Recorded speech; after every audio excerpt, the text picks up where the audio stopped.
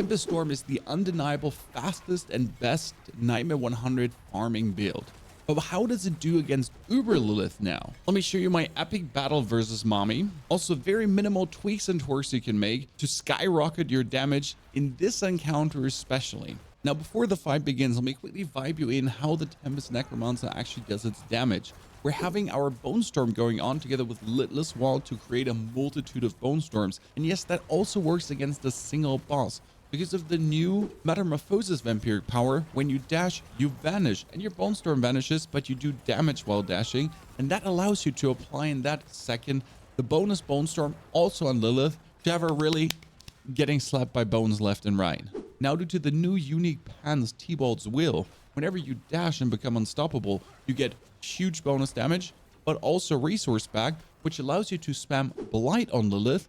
That also increases our damage by 15 times, all working very nicely together to just escalate our dot damage, crit damage, and our Shadow Blight damage. Now heads up, right now I don't have X-Files Corroded Signet, and that would literally give me 4 times more damage than what I deal already.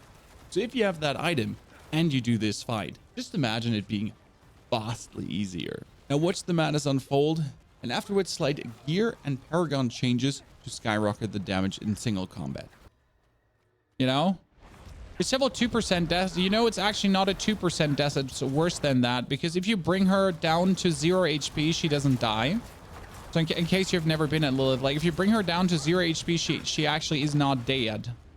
Because what's going to happen when you bring her down to 0 HP is that she stays at like 2% until the very end, and then she dies.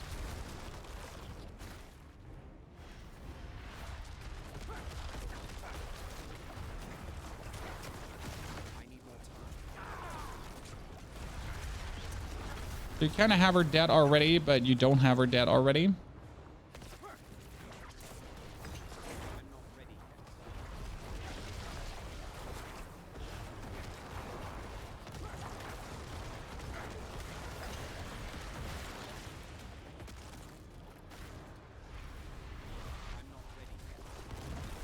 Oh, why did I use my, oh my goodness, you saw my cooldowns. Why did I do that? I deserve to die now. Instead of just killing her, I just used all my cooldowns. Great. Great. I'm the biggest idiot in the world. Okay. Let me try to lower the cooldown at least a wee bit. Because every dash still lowers my cooldown at least somewhat. Now, before phase 2 starts, for all of us necromancers, let me highlight one of the biggest problems you have with this class versus Uber Lilith. In phase 2, there's these fireballs spawning, and they do one-hit you.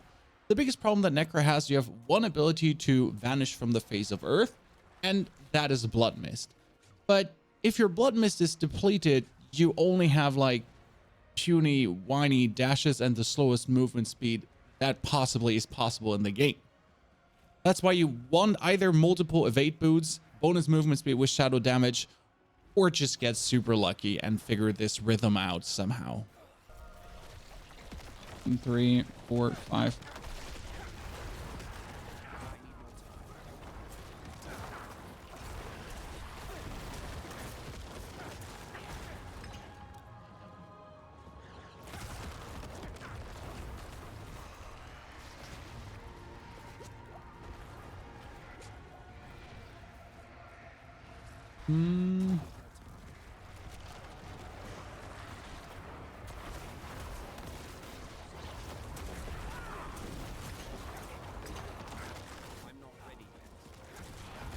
Come on, stun, no.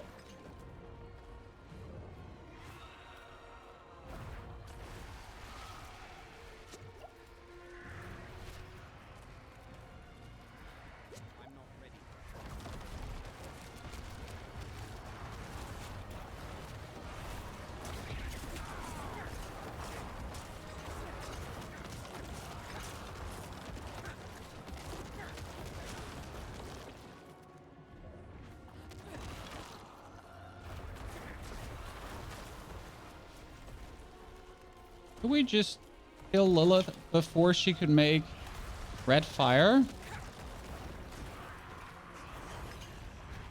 Nah, ha, ha, ha, ha, ha. Ah, ha, ha, ha, ha.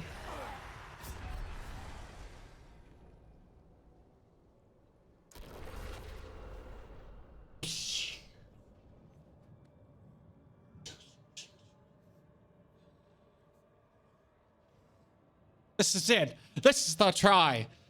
4 minutes. 4 minutes left to pick up my children. Damage reduction is quite useless against Lilith because she has so many one-hit mechanics. But that's not actually true because the Soulbron armor allows me to tank one of the fireballs without dying. If I activate my potion for the 200% bonus barrier and get the 20% damage reduction as well on top of that, I could walk through one of these fireballs and survive with like a sliver of HP. That was nice just if I accidentally get clipped by them. Also, I have been using Flicker Step against her to constantly reduce the cooldown of my Bone Storm, Blood Mist, everything. Realistically, in the fire phase, it's helpful as a Necro to have a multi-dash boot because I only have a 1-dash boot. Now, I did beat Lilith with the 1-dash boot. But if you have one with 2 or 3 evade charges, that might be working a wee bit better for you. That being said, it's possible with a Flicker Step. Now, talking about damage reduction being useless, we have the Bone Storm aspect for bonus barrier, but we can also make a barrier with Soulbron, so we don't need this in any way because the actual damage Lilith deals is not in any way dangerous or damaging. So you could turn this aspect off, move your Blood Mist from your glove over to your helmet, and add the damage while you have barrier aspect. This works very well with Soulbron because you take a potion, instantly get 25% bonus damage because you have the barrier active. So you just have to hammer that potion button in between, which you can easily do as you're spamming your abilities, and you always have the nice amount of bonus damage going on. And that's multiplicative on everything you do already. So you do 500k damage, you do 700k damage. Well, X that times 25 again, because why not? Then we do play the Territorial Glyph that gives us damage reduction from close enemies and also damage to close enemies. That's nice, but technically since we're doing a lot of crits, in this case I might take the Territorial out and put the Essence Glyph in for even higher critical strike damage because it's just better in this case, since the damage reduction is a complete waste against Lilith. You could also argue that the damage reduction from the Darkness Glyph is useless, but here in this case it's kind of like, but it also gives you huge amounts of darkness damage plus, so yeah. Most important skill to really have 3 out of 3 is a Reaper's Pursuit, because that allows you to just outrun these fireballs as you throw just 1 Blight at Lilith or 1 Corpse Explosion, and that takes long enough to give you the movement speed that you need to get out of trouble. What build have you been beating her with? And no worries, every single build on this channel will get their Uber Lilith tries, and I'll show you how to beat her with each respective build. And if you're looking now for Blood Surge or for Bloodlands, give them a try.